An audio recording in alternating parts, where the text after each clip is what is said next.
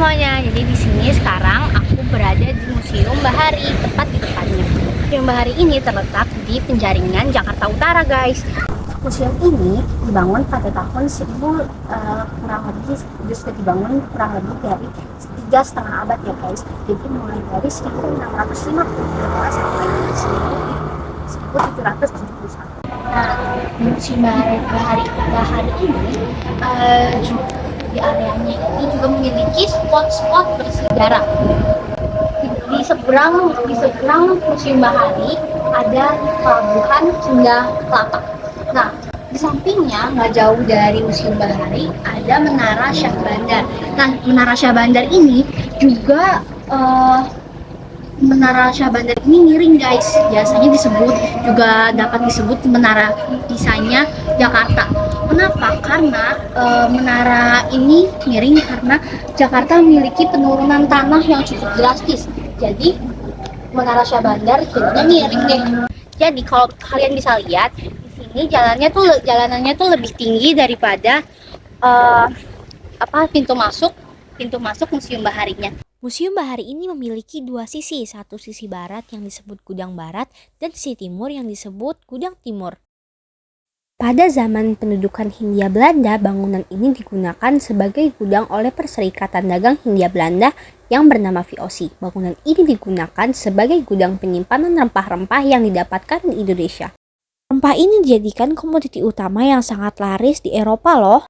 Nah, teman-teman, di dalam Museum Bahari ini banyak sekali sejarah yang bisa kita dapatkan loh. Contohnya seperti replika perahu atau jenis perahu yang digunakan penduduk Indonesia, koleksi replika kapal pada zaman VOC, beberapa alat navigasi, dan perlengkapan penunjang kegiatan pelayaran, serta rempah-rempah dan sejarah seputar kebaharian dan kelautan.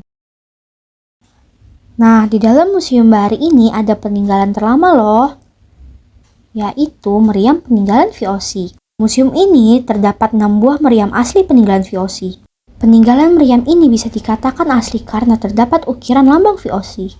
Nah, kalian tahu nggak sih kalau misalnya Museum Bahari ini tuh pernah terjadi kebakaran pada tahun 2018 loh. Penyebab dari kebakaran ini diduga karena terjadinya konsleting listrik pada gedung C dari bagian utara hingga pada akhirnya menjalar hingga ke gedung bagian A. Terjadinya kebakaran di Museum Bahari ini adalah suatu bencana bagi permusiuman Indonesia. Karena nilai budaya, sejarah, dan peradaban dari isi museum tersebut tidak ternilai harganya. Juga, museum ini tuh memiliki koleksi sumbangan dari 4 negara, juga memiliki diorama serta benda bersejarah yang akhirnya hancur begitu saja karena terjadinya kebakaran. Nah, sekarang museum ini memiliki ruangan memorial khusus untuk kita dapat melihat before dan after terjadinya kebakaran. Nah, sekarang aku bakalan tunjukin ruang memorialnya. Yuk simak lebih lanjut. Nah, ini guys ruang memorialnya. Ruang memorial ini terletak pada lantai 2 ya. Teman-teman, museum itu membutuhkan 3 hari untuk memadamkan api. Dari tanggal 16 Januari 2018 hingga tanggal 18 Januari 2018. Nah, di sini dulunya ruang pameran sebelum kejadian terbakar tuh kayak gini. Tuh. Nah, ini setelah terjadinya terbakar dan sudah direnovasi. Nah, ini ada beberapa sisaan puing-puing kayu setelah terjadinya kebakaran. Ini restorasi, ya pernah restorasi. Nah, di sini ada kompas. Nah, tapi kompasnya ini udah hancur guys karena terbakar. Tapi saking kuatnya ini besi-besinya masih tersisa sedikit.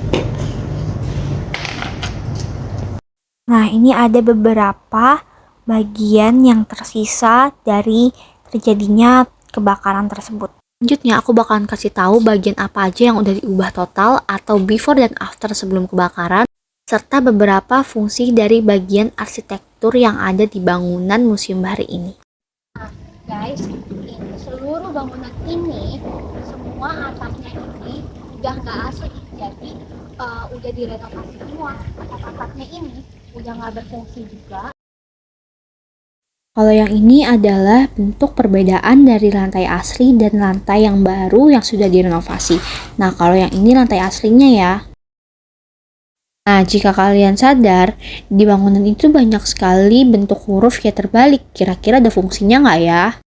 Ternyata bentuk huruf Y terbalik ini adalah sebuah angkur yang berfungsi untuk menahan bangunan di saat terjadinya gempa. Selanjutnya, di sini tuh ada jendela-jendela besar. Kira-kira jendela ini berfungsinya untuk apa ya, teman-teman? Jendela-jendela besar gunanya buat apa ya? Nah, jendela-jendela besar ini dulu tuh gunanya sebagai siklus udara agar rempah-rempah nggak terjadi pembusukan.